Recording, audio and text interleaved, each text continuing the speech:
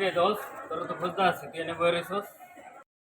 হ্যাঁ দোস্ত, কি হয়েছে? মন দিল না দোস্ত, চিন্তা করছি আমার দ্বারা প্রেম হবো না, প্রেম তোমার করবো। কে জান্নাতের লগে কিছু হইছে? হরে দোস্ত, দিনকার বাপে ডাক দিছিল, জানো আছে তোর বাপ অনেক টাকা আলা।